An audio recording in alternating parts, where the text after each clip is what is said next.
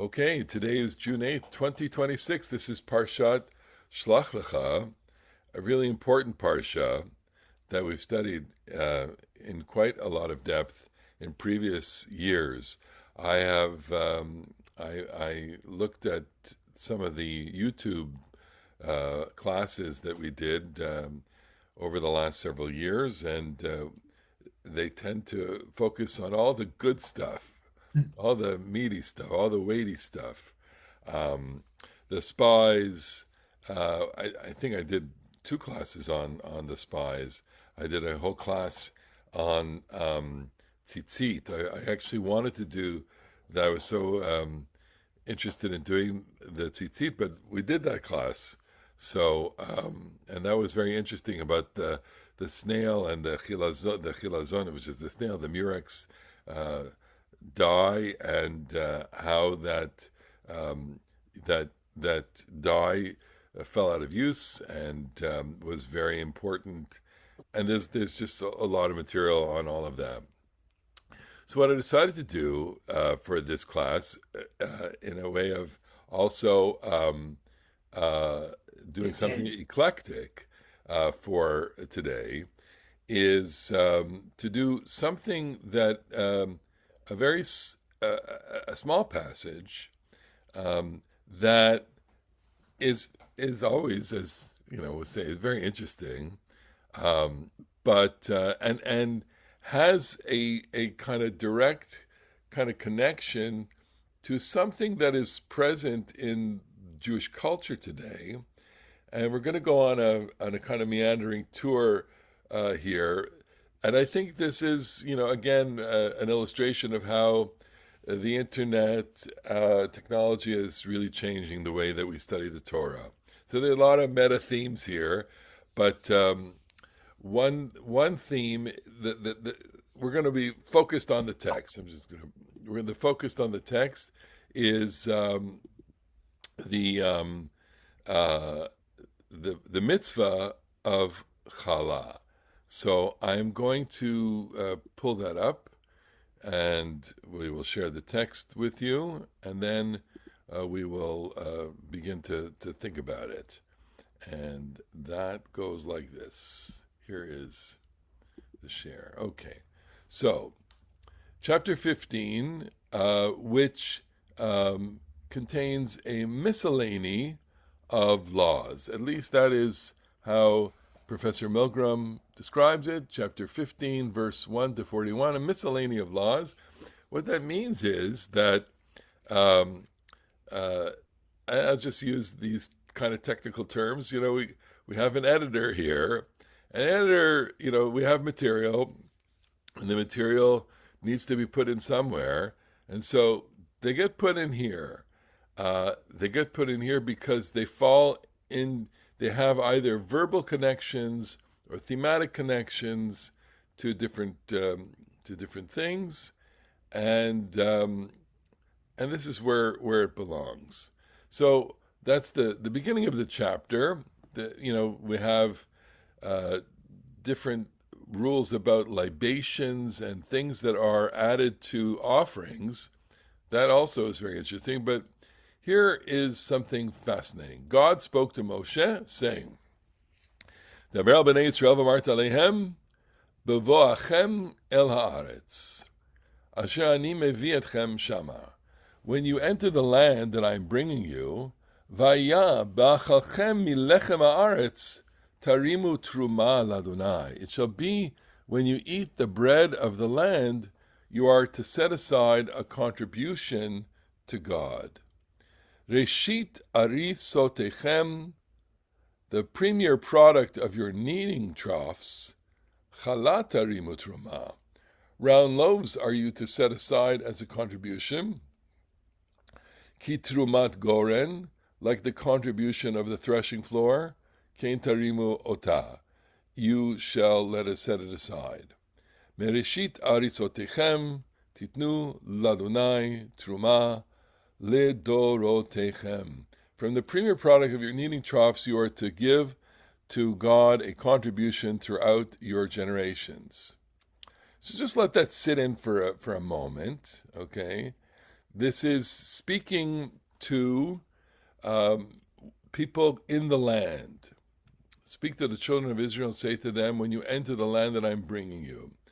All right? And this particular passage doesn't, become part of any liturgy. However, it does become part of Jewish practice, and I'll talk about that shortly.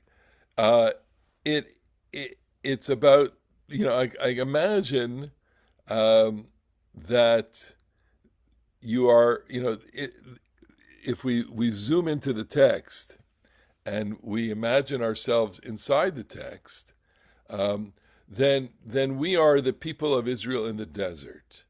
And we are being spoken to about coming into the land and having bread in the land.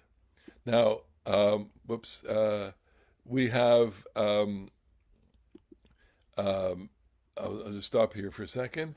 We come into the land and we have bread in the land, and that's different from what our experience is in the desert. Because while we're in the desert, we're eating manna. Now, manna is a miraculous substance, or maybe not. It may be a natural substance that accumulates every day, but it is given as a symbolic representation of God's providence with over Israel. So throughout the desert experience, the people are collecting manna daily, and Friday they collect 2 portions of manna, and from the manna they are able to create all sorts of interesting things. It's almost like saying we can make all sorts of things out of potatoes, right?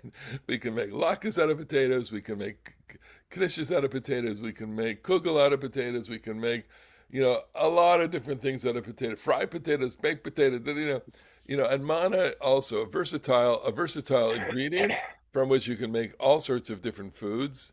However, it's not bread, and that's its big downside. Marlene, go ahead.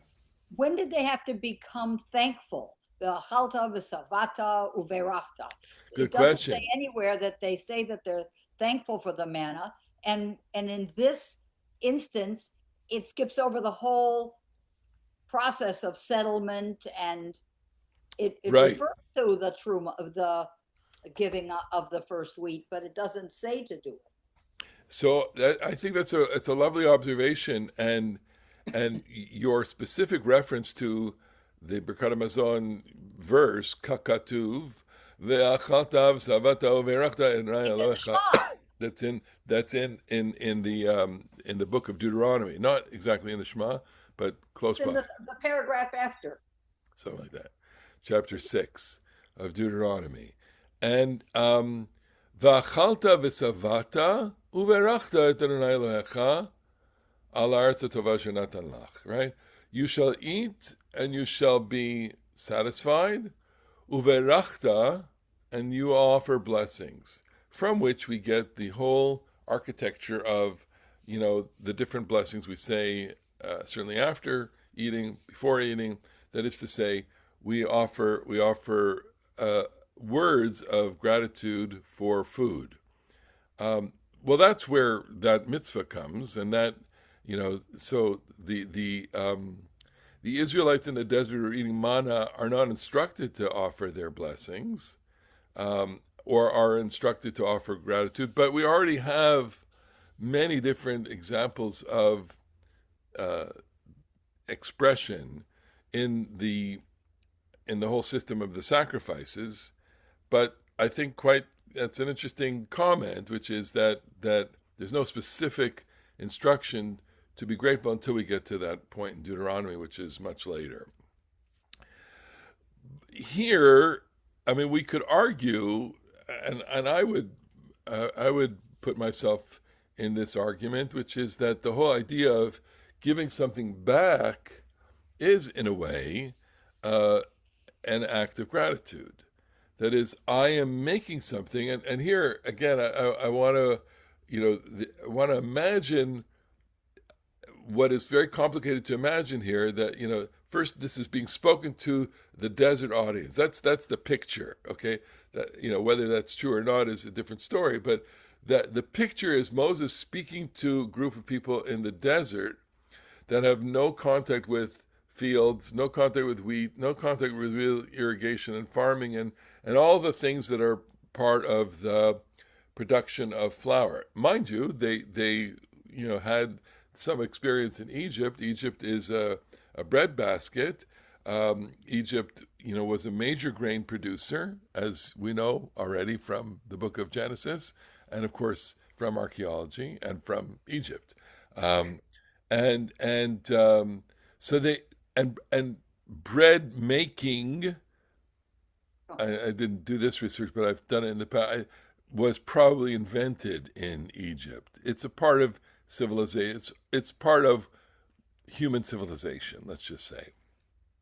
So it goes all the way back. So the knowledge of planting seeds to create grain, to grow grain, and the threshing or the harvesting of grain, the taking of the grain and the threshing of it, the separating of the grain from the husk, and then the grinding of the grain into flour, all of that is civilizational knowledge, which is thousands of years old.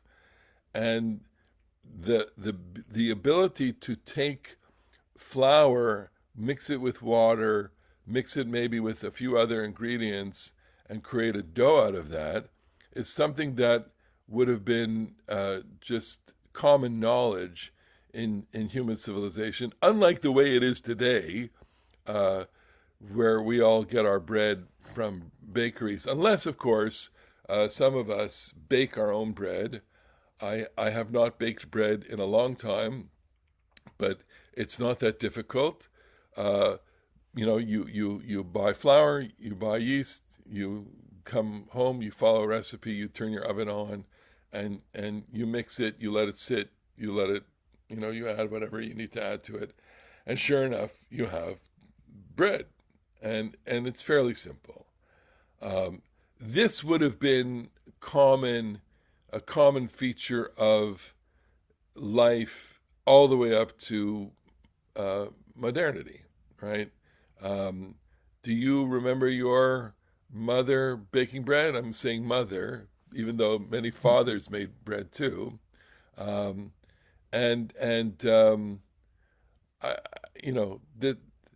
It's just a part of life. Okay, so seeing dough and experiencing dough and the pleasure of that, or the ardor of that, I think would have been something quite common in the pre-modern household.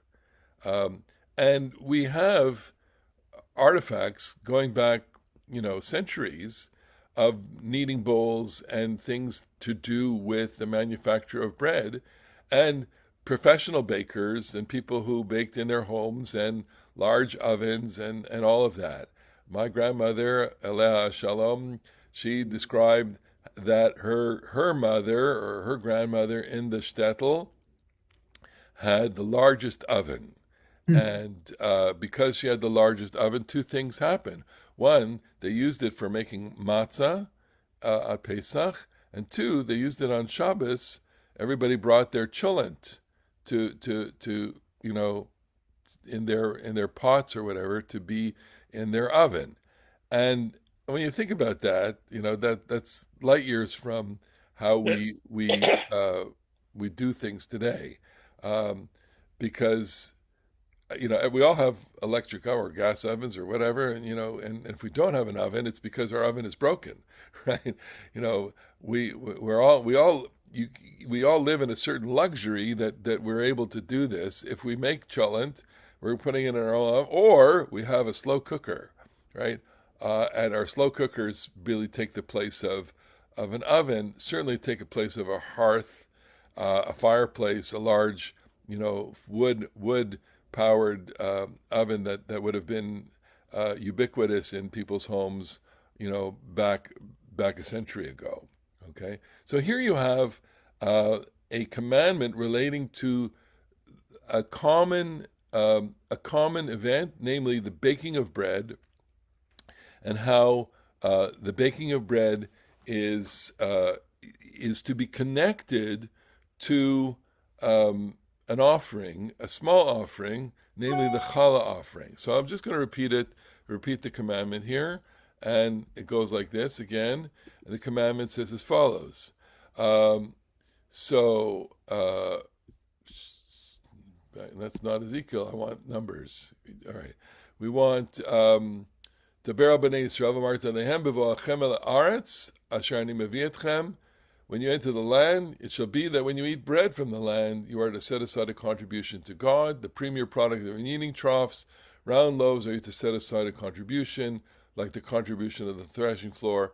From the premier product, mereshit arisotechem, of your kneading troughs, you are to give a contribution throughout your generations. Okay, and again, I want to focus on this idea that you're giving something that dough is not something you take for granted. Bread is not something you take for granted. Bread, there's a whole economy of baking. There's a whole economy of producing this kind of food. The food is ubiquitous. It's plentiful. It's nutritious. There's a reason why we live on. It's important to us all the way to this day. Even though if you eat too much of it, you'll get really fat, right? It's full of carbohydrates, but you can see the reason why it's such an important food. It's full of vitamins, nutrients, and it's full of carbohydrates and energy, and it will sustain you pretty much for a long time. And it's tasty, and it's good. Okay. So our first excursion here is to Ezekiel, and Ezekiel focuses on this, basically reiterating some of this commandment, and he is writing. He's speaking in the era after the first temple, and the verse is Ezekiel 44:30. I'm putting it up on the screen forthwith, and here we go. So he says as follows. He's talking about different things here in this. Vamincha v'chatat v'asham, other things pertaining to the temple. Purgation offering, reparation offering shall be consumed by the priests.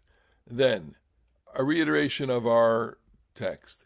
V'reshit kol bikurei kol v'chol trumat kol, all the choice first fruits of every kind, and all the gifts of every kind, of all your contributions shall go to the priests. Okay, so these are, I guess, emoluments in the very technical sense, perks that a priest not earning a salary is someone who will get an emolument through this system of truma. So, and it's not that the priest gets just handoffs, but the premier portions of these things. Okay. Vereshit arisotechem titnu lakohen, and so we get a little bit more embellishment here. You shall further give the first of the yield of your baking to the priest, that a blessing may rest upon your home. Laniach bracha al beitecha. So I'm picking up on this comment on this verse because in Jacob Milgram's JPS commentary on Bamidbar, he points out that it's interesting that the blessing will go on your home and not on your field. And that's a clue here.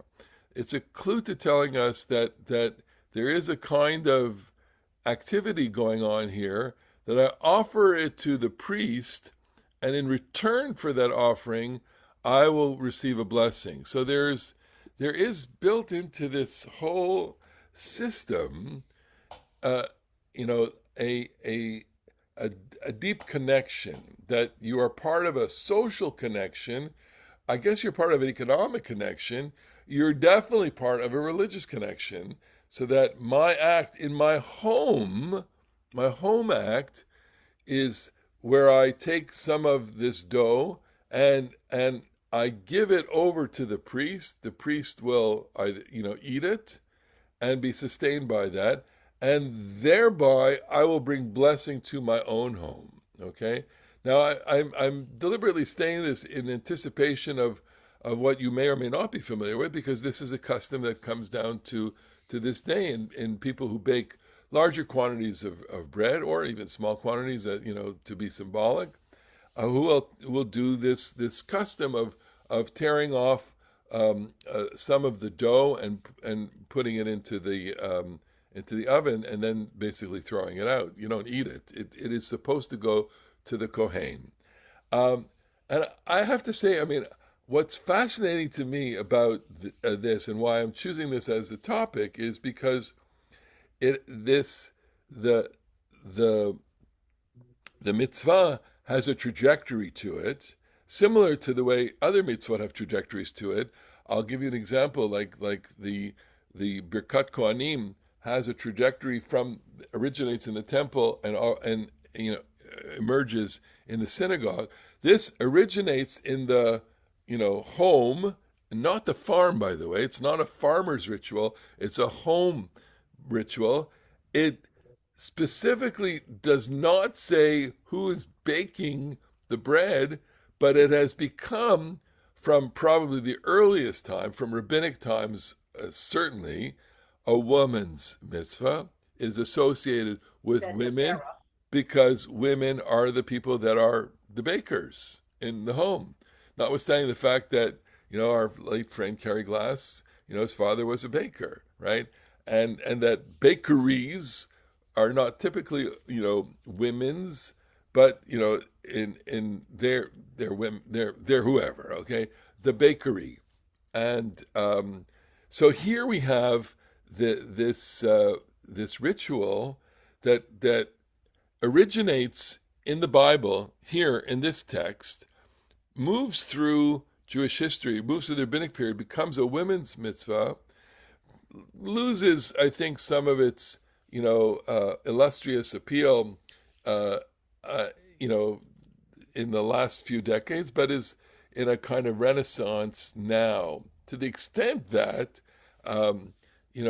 brides before getting married have these kinds of gatherings where they will do hafrashat Hallah as part of their preparation for their weddings, part of making their own home, and the Shabbat before the wedding, or usually, the Shabbat before the wedding, they will gather themselves, their mother-in-law or whatever, and grandmothers, and collect people and make challah and pull the challah and celebrate that, and it's part of it has become part of the wedding, the pre-wedding celebration, to the extent that my daughter, my aunt, who is getting married this summer, is organizing one of these things, and I'm going to host it with their friends, and they're going to come to my house, and they're going to bake, the challah in my house, and it'll be a lot of fun, and we'll use the challah on the Shabbat prior to their wedding, and that's lovely, okay? And that tells me something. That tells me that there's something popular about it, and that there's something nice about it, and there's something feminine about it, or it's in the female domain, and there's something that is bonding together with other young women and older women, etc. In a sense that it's impossible, I think, to articulate that information comes down to you from the kitchen. Our friend Morty Schwartz talks about this all the time, in terms of how Judaism is transmitted. So a lot of Jewish law, as it pertains to things like the home, are transmitted in the kitchen. Where do you learn how to keep kosher? Where do you learn how to do all the things that are connected to what you can and cannot eat, and what you can and cannot mix, etc., etc.? That comes through in the kitchen, and it primarily comes, I don't want to be sexist here, it comes from women. It comes from women, and women transmitting it to their daughters. And that's where the information is. And we have vestiges of that because we have cookbooks, we have cards that we preserve. I can't tell you how many, eulogies I've written in which we've recalled the matriarch of the household, the family, and her recipes, and the importance of the recipes, and the importance of this particular way of doing things. I mean, I know it's important in my family. It's important, I'm sure, in so many different families. And so, what you have here then is something that originates in the Bible as a law and as a way of furnishing an emolument for a priest that becomes part of folklore and custom, to the extent that it is an indispensable part of life today and has found ways into Jewish life that are very, very fascinating. And I'm going to show you that in a second. But I'll just stop here if you have any comments or questions or echoes of that. Yes, Marlene, go ahead. In the original that you showed us, how were the people living that they could take off a truma and give it to the priest and still get home in time to eat what they had? I think it's the timeliness of this. Right. So you live. It's not necessarily that you go to the temple to do this. You go to your local priest to do this. You have your local Kohen. You live in, I don't know, whatever shtetl you live in, whatever village you live in, and you have a local Kohen, and the local Kohen is like I don't want to be too anachronistic here, but every little town, we'll talk about this in a second because it's part of our journey. Every little town has its little Kohen. And so the Kohen gets things from the prayer because the Kohen has to subsist off of it. And what is the Kohen doing? I guess the Kohen is doing, items of shchita, certain things that we would associate with modern, with functionaries, religious functionaries today that were part of rabbinic functions already a century ago. Okay. One more comment. Yeah, sure. In the words that you showed us from the text, God was bringing us to the land, as opposed to that's the land that I will either give you or show you. Yes. And this is exactly us in that sense, as opposed to sending us or right. And I would say, perhaps that hints to the composition that is later, that it's looking back at the process. Okay. Where I want to go with that, is that part of being in your own land is the pride that you have in producing your own food. The big moment is. We skipped over the latate and mevi. Yeah, no, we are skipping over that. Where I would go with this is to say one little important thing, which is when the Israelites crossed the Jordan in the time of Joshua, right? It's like, when Moses dies and they're done mourning for Moses, you go to chapter 1 of Joshua and the first chapters of Joshua, and they cross over the Jordan. And it's precisely when they cross over the Jordan that the manna stops. I remember David Hartman giving this talk about that, and he said, what's that about? It says you're in the land and you're taking responsibility for your own future. And therefore, you're not going to be subsistent on God anymore for food. You have to do it yourself. And what bread means then in this context is it is your responsibility. It's you are doing this. This is a product of your soil, your hands, your livelihood. And in that process, you will forget that everything comes from God. So make sure that you at least give an emolument of some sort, some proportion, to the Kohen, who is, after all, the one who has the agency to bring you to God. And that's where it is. I don't want to say it's semantic or whatever. I mean, I think it's worth investigating what verb is used here.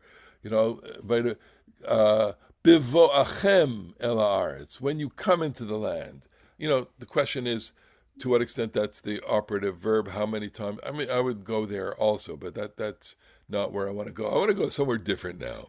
So I want to go to where do you go to research something like this? And I wrote in my sheet last week. I have this book. This is called Otzar Dinim Uminhagim. It's the anthology of Jewish laws and customs. If you can see this, okay. And the name is J.D. Eisenstein. This is a reprint. It was published in the early 1900s. You can kind of get the feel of it.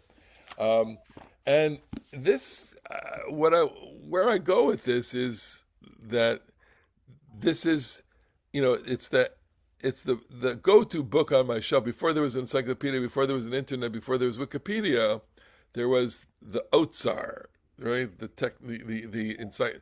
It's an Otsar, is the treasury. This is the text. I'm going to show you the text here. And he has an entry on this. And I just pointed some red marks to things that I want to see. So this is his entry on Hallah. Uga, which is a cake. O kikar lechem, or a loaf of bread. V'nityached lahora'ah ta-mitzvah lafrish min habatzek. And it is singular because it is, involved in the teaching of the mitzvah to separate from the dough teruma, a gift, she'i chalko shel hakohen. It is a gift that is going to be part of the Kohen, become the gift to the Kohen. Mitzvah taseh, this is a positive commandment. Siman shin pe aleph, which is 381. This is mitzvah number 381, positive mitzvah. And here he has a mistake because he says Parshat Baalotcha. He says it's in the Parsha of Baalotcha, and it's wrong. It's Parshat Shlach Lekha. Lafrish challah mi'isa, to separate challah from the dough, v'litna lekohen, and to give it to the kohen. Shene'amar bevoachem el haaretz, because we have that verse. It says, when you come into the land that I give you. And here I'm just going to go to this because it's germane to what we just asked. V'darshu Chazal, the rabbis expounded the word bevoachem, beviat kulchem, when all of you come in. V'lo beviat miktzatchem, and not when a portion of you comes in. So Marlene, the technical answer to the question is, it is about, you're correct to focus on that, but the answer is, it's about everybody coming into the land and not just a part of you coming into the land. Okay? So, v'chi askinhu Ezra lokulu salik. I mean, in the time of Ezra, not everyone came back. Mikan dechala bizman hazeh derabanan. And because of that, the mitzvah of Hallah today is a rabbinical mitzvah and not a biblical mitzvah. Afilu be'eretz Yisrael, even in the land of Israel, uvechutz la'aretz, and outside of Israel, ein chiyuv klal b'cha. You have no obligation at all. You're not obligated to do it at all in the diaspora. However, rak mishum shelo tishtakach torat challah. You do it so that you shouldn't forget a mitzvah. Okay, and there's something. I mean, he's basically quoting rabbinic sources, and he's organizing it, in a way that's accessible to a reader like me, a general reader. And he's saying, look, it's a mitzvah. This is what the mitzvah is from. And he's in the rest of the entry in that in the section is going to be an entry that deals with a few of the basic laws relating to how to do this, what bracha to say. I'll show you one example that caught my eye, and it's something that I knew. So over here, where it's bracha lafrish challah, when you do the separating of the challah, and I'll show you a video of that in a second, hamafrish challah mivarech, the person doing the separating makes the bracha, Baruch atah Adonai, Eloheinu melech haolam, asher kitshar mitzvotav v'tzivanu, that's the acronyms here, okay? God, blessed are you, God, the King of the universe, who has commanded us la'afrish truma, to separate truma, ochala, the different version of the bracha, ve'akohen ha'ochel hachala, and the Kohen, who originally was the one designated to eat it, he makes a special bracha. Baruch atah Adonai Eloheinu melech haolam, asher kiddushanu b'kedushato shel Aaron. Okay, you have sanctified us with the sanctity of Aaron. V'tzivanu lechol b'truma, the chol truma, to eat truma. So why did I highlight this? I highlighted it because there was only one other. I never thought that. I mean, this is. I mean, I don't want to, present my ignorance here, but I didn't know of another bracha that where it had the formula b'kedushato shel Aharon, as opposed to asher kiddushanu mitzvotav. So there are at least two. There are probably more, right? The one for making the Birkat Kohanim, asher kiddushanu b'kedushato shel Aharon, v'tzivanu levarech et Amo Yisrael b'Yahava, to bless the people Israel with love. Okay, and here it's Asher Kiddushanu b'Kedushato shel Aaron. You sanctified us with the holiness of Aaron, and you commanded us to eat this truma. Okay, because mipnei tumat chutz la'aretz, because of the defilement, right, the impurity or whatever of the diaspora. Tiknu, the rabbis ordained la'afrish dechalot, that you should do it two, achat lisrof ba'or v'achat lakohen. One you burn and one you give to the kohen. Kedei shelo tishtachach torat chala sheritna lakohen. So you don't forget the mitzvah, okay? And this is the way it goes on. And I'm fascinated by this article in the encyclopedia, and I'm fascinated by the guy, and this is our little detour. The guy, Rabbi Eisenstein, was a very, very important. I wrote a footnote about him in my last sheet last week, and I wanted to share that with you. So here is a little. There was an exhibit about him at the Yeshiva University Library in 2022. I didn't get to see it. I've known about him for a long time because I have his books, and always struck me as an interesting character. And he was the grandfather of Ira Eisenstein, who was a very important Reconstructionist rabbi. Moralana, Rosette, you have a question? I'm just trying to figure out how these laws or customs apply today. Who is the Kohen Gadol? Yeah, there is no Kohen Gadol, and they don't apply today in the same sense that. They certainly,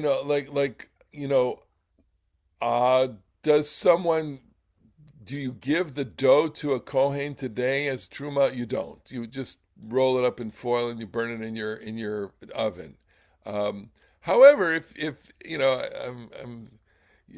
had a Kohen, you'd probably give it to the Kohen. Okay. Anyway, this is a picture of Yehuda David Eisenstein. Interesting person. Born in Poland, emigrated to the United States in 1872, died in New York in 1856. So he was born in 1854 and died in 1956. He was 102 years old. That's unbelievable, okay? Commentaries he learned from his grandfather. He must have been one of these brilliant geniuses. A group of friends studying the Bible, Maskilic works written in Hebrew, so he was modern in that world. He and his friends also corresponded in Hebrew.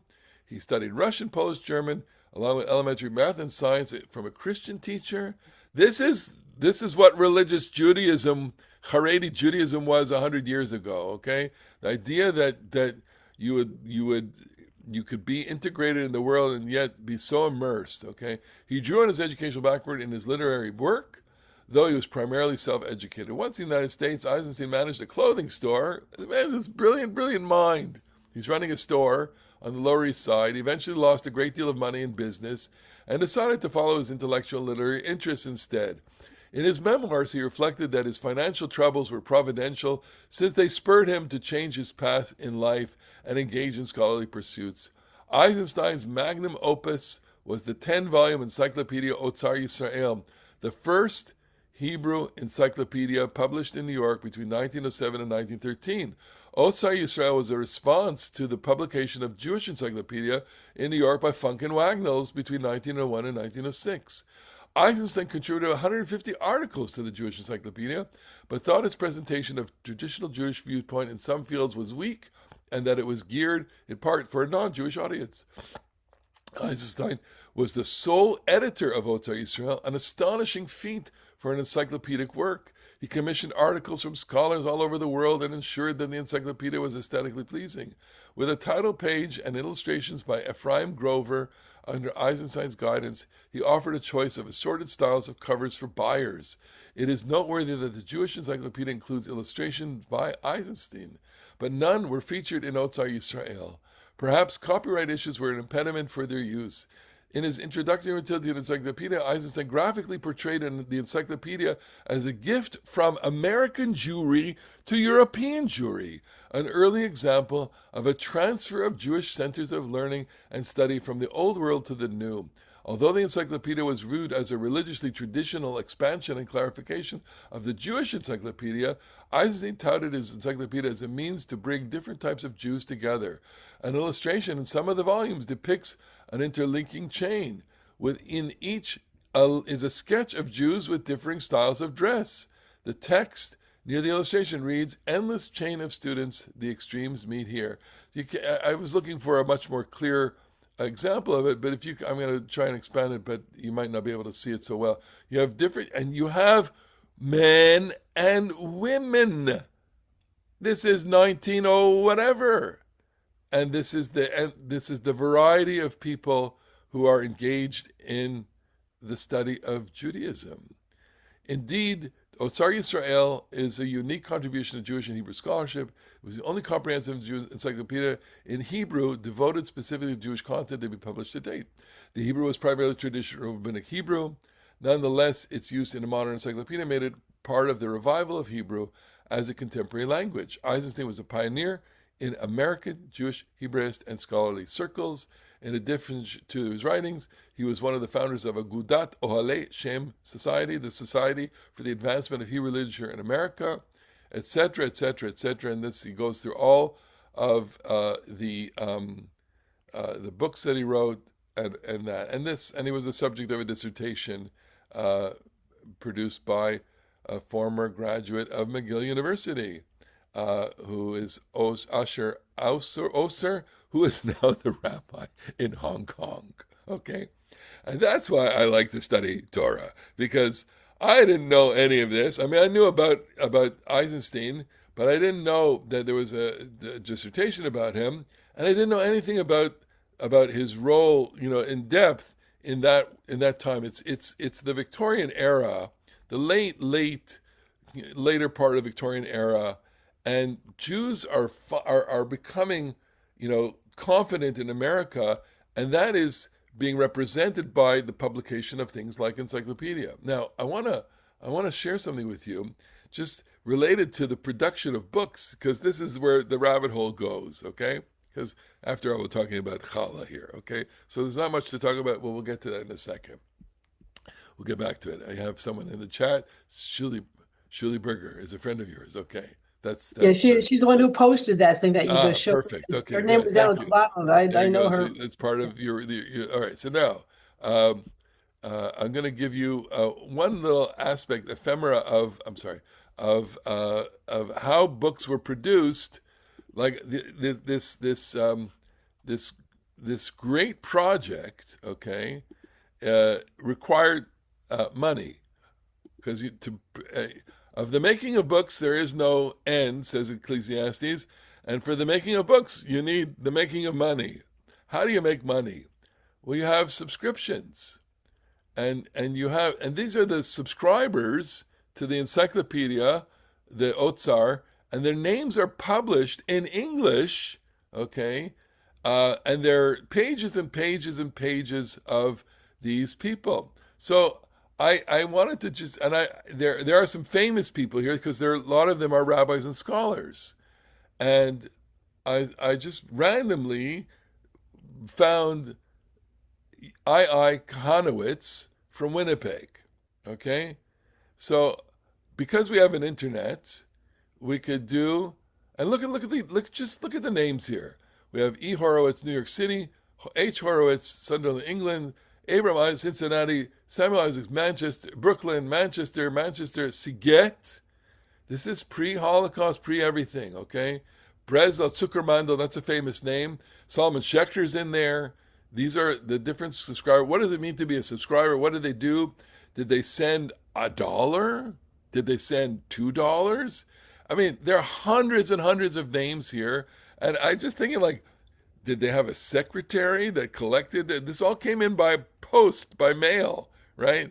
So someone had to, collect all of this, put it in a bank, and finance the project here.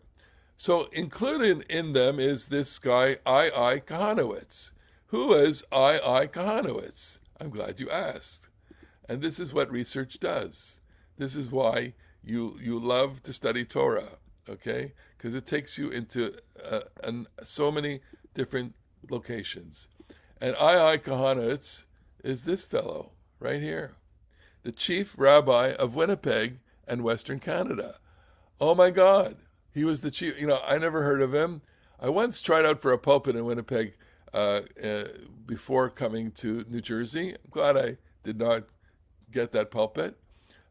So this is a fellow, like many, 1872, 1945, Polish-Canadian, born in, where was he born? Wolpa, Grodno, Gubernia. Okay, that's our Gubernia. We're from Grodno. I'm from Grodno. My ancestry. A Kohen. So you got to eat the Hallah. It's a ordination of the Grodno Yeshiva and the Slobodka Yeshiva. Got his smicha from Yechiel Michael Epstein, who was an important figure. His son Baruch Halevi Epstein is one of the important commentators, and he comes to Canada, and he becomes the chief rabbi of Winnipeg. They want him to be a rabbi in Toronto and all the other places, and they want him to go to Israel to become the chief rabbi, and he declines. He received offers to lead communities in Toronto and Los Angeles, but he stayed in Winnipeg. That says it all. What does it say? It says he's not interested in moving, and it says a bunch of things. He has a lot of children. He's the head of his community, and he probably said, I need to move to Palestine like I need a hole in the head. Right? I need to be the chief rabbi like I need a hole in the head. I need to go to Toronto. I want to stay in a small town. And Winnipeg is nothing. Okay, there are like 5,000 Jews there. Okay, but he was the head of the community. So better to be a big fish in a small pond than to be a big fish in a large pond. Okay, and he probably didn't want to compete with everybody, and I didn't do enough digging into him. But that's where it takes us. Okay, so one of the subscribers of Eisenstein's encyclopedia was a Jew like this, who was an important Jew, important rabbi, someone who has a plaque and he's named in notables, and he's in the historic register of Alberta, of Manitoba, and all that. And that's research. That's interesting. So let's go back to the Hallah for a second, okay? Because I mentioned to you that it is it's part of the culture now in a different way. And here I'm going to show you the Israeli version of this, and then I'll show you the American version. Here we go. So I'll translate. This is a video about Hallah. With Ayelet Mu'alam, nice, you'll see, beautiful young Jewish woman. Ech mafrishim Hallah. How do we do it? אז איך מפרישים חלה הלכה למעשה? How do we do this in a practical way? כשהבצק מונח לפניי, אני מניחה שתי ידיים על הבצק When the dough is in front of me, I put my hands on the dough ומברכת. and I make the bracha. ברוך אתה השם, אלוקינו מלך העולם, אשר קידשנו במצוותיו וציוונו להפריש חלת תרומה. Okay. ואז אני מנתקת חתיכה כלשהי מהבצק, She takes a piece of it מחזיקה ביד ואומרת, and she takes it in her hand and she says, הרי זו חלה. this is Hallah. She makes a declaration with it. אני שוטפת את הידיים משאריות הבצק של החלה, מכיוון שאסור שהשאריות יתערבבו עם שאר הבצק. Okay, so she says, and this is, I don't know if it's practice, she washes her hands so she won't get some of the holy, that the dough which has been separated with the rest of it. And that sounds to me like a stringency here, okay? את החתיכה שניתקתי, אני סוגרת בנייר אלומיניום, I put the little piece in aluminum foil ושורפת בתנור, and I burn it in the או על oven. האש.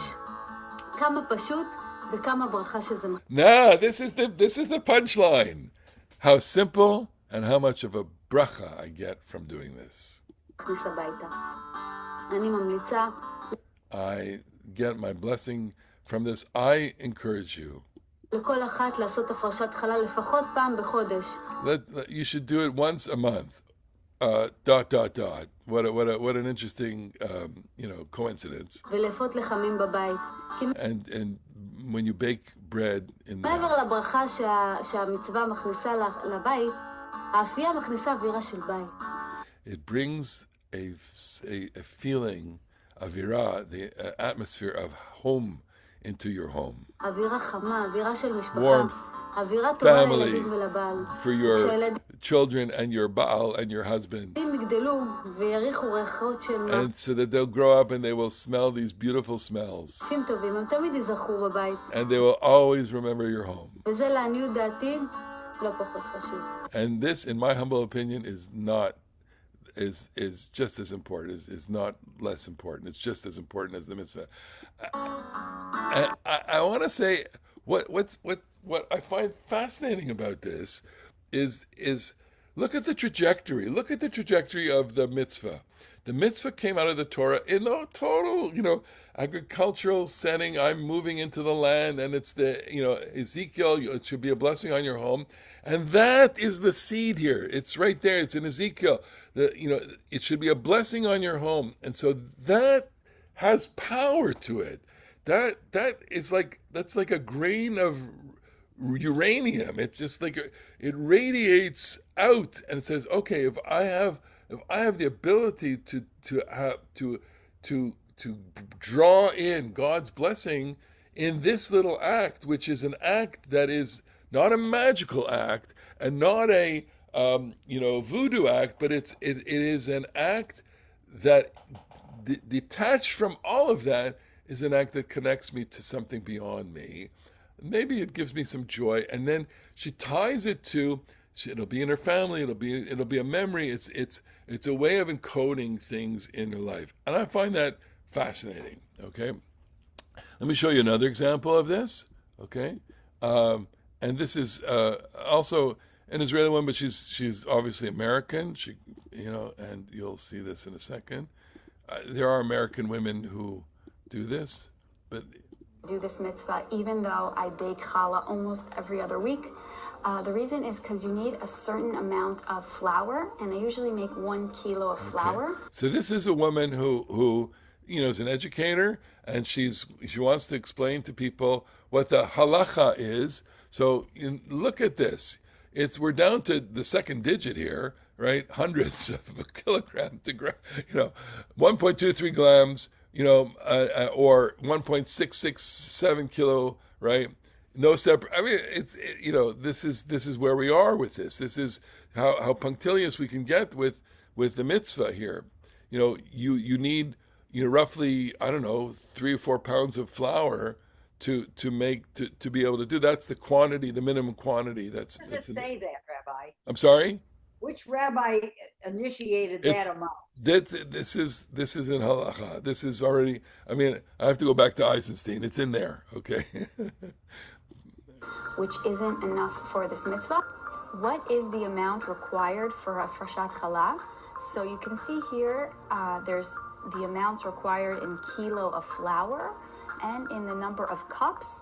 Cups is more of an estimate. It depends. Right. So now and they didn't have traditional land, so they couldn't work the land. Every person making challah or bread was required to give a certain part of it to the Kohanim to help and sustain them. And today we don't have a temple, and the Kohanim, they're not able to purify themselves. So today it's a little bit more of a symbolic thing. We can't give it to the Kohanim to eat. They're not allowed to. So instead we take a portion of the dough and we either burn it or put it aside, very respectfully in the garbage, which is what I'm going to do. And part of the meaning behind this special mitzvah is that challah, if you think about it, making bread is something very unique to man. Animals don't, they don't prepare bread. So here we're going to get a little homily, and that's all very nice, okay? She doing it? Haleh zu Hallah. I take it and I wrap it in some nylon, and I put it respectfully. In the garbage. So this already bothers me, okay? Because you've done a holy act and you're simply throwing it out. I can't square this, okay? I can get to burning. That's okay. But I've done a holy act of throwing the garbage. Okay, fine. All right. That's just my own religious sensibility. There's a special prayer that I say, and then I'm gonna. So we've added liturgy to this now. Add in some blessings for people that I know. So she's getting emotional, right? And this is where it's real, okay? And it's real. I'm going to close here because this is a holy moment, and that's what it's about. That's the moment that the Bible converges with the custom, converges with my here and now, and I'm engaged in this to bring blessing, and I'm going to use this opportunity to pray for other people, and that's where the emotion, and that's real emotion. I mean, we can all feel that emotion with there. It may not be it may not be in sync with our theology, or it may not be in sync with things that we do, but it's a point of contact, and that's what's clever about it. Now, I don't want to be too irreverent here, but this is something that, of course, is a perfect example of things that are so ripe for send up. And here is comedian Yochai Greenfield. Abby Gesund. Hello, can you hear me? This is a liberal host. Welcome to my Parasha Hallah tutorial. I am Abby Gesund, coming to you live from a kitchen that does not belong to me. I mean, I would redecorate it. Okay, so we get the point here. This is, it's a send up, and it's a he doing it, doing the whole send up here of this thing, which tells me that even as much as we can have reverence for it, like everything, it's available for a kind of caricature, right? There's a history to it, and the trajectory has its source in the Bible, has its trajectory as a source in the emoluments of the Kohanim. It's connected, I think, anthropologically to the sense of responsibility and independence and all of that. The temple is gone. What do you do? The theory is, let not there be a mitzvah that is forgotten. So if we can find a way to maintain its significance in the context that it no longer is applied, that's fine. We'll make the bracha, even if we have to throw the thing into the garbage. And that's... So I'm thinking I'm sorry. Go ahead. Why can't you give it to the poor, to somebody? Yeah, no, because what you've done is, and this is also a vestige of this very, of the temple. Once you designate it as holy, and that's what you're doing. I mean, it feels ridiculous that you would throw it in the garbage or even burn it, and not. But it belongs to the Kohen, so it's holy. So So that look, I can't reconcile this. It's just, we'll do it. We'll do the mitzvah because we do the mitzvah, but I can't reconcile the dissonance and the discord between the idea that you've taken something holy and you're throwing it in the garbage. I wouldn't do that with my tefillin. I wouldn't do, but that tells you that this is not doesn't rank there. And what the sole reason for doing this is, there are two reasons. One, I want to make a mitzvah, and two, I want the possibility that in the act of doing this, I am bringing some spark of holiness into my life. And in that moment of bringing that spark of holiness, I can transcend myself and pray for myself and for other people.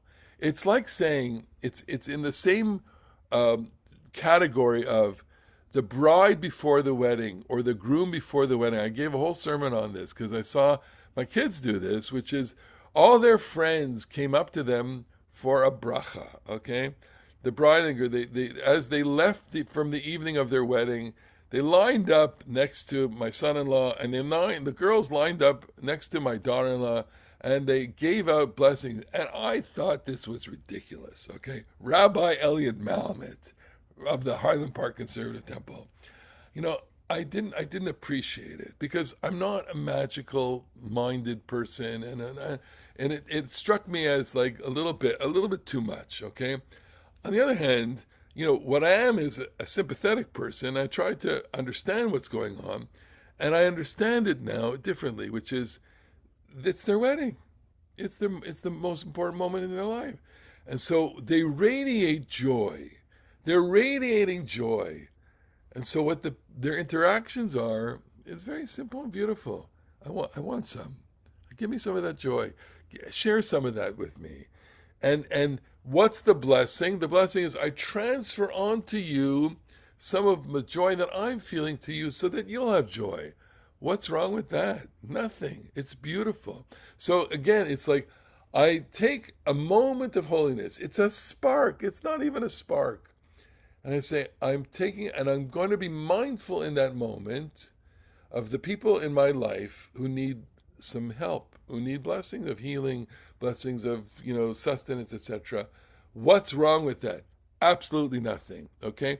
It may not conform to, my idea of spirituality or religion, or it makes, it's just on the borderline of, making this into this kind of genie, all right, or Santa Claus.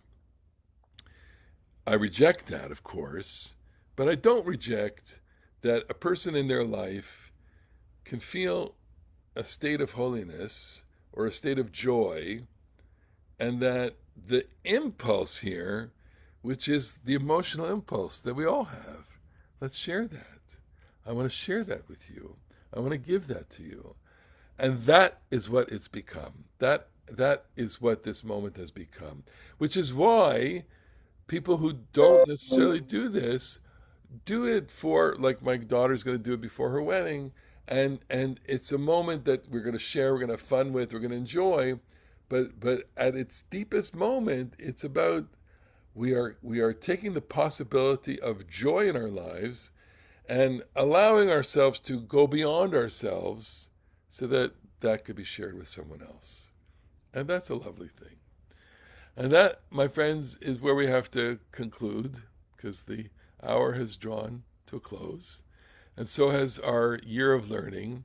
I want to thank you all. It's been wonderful. I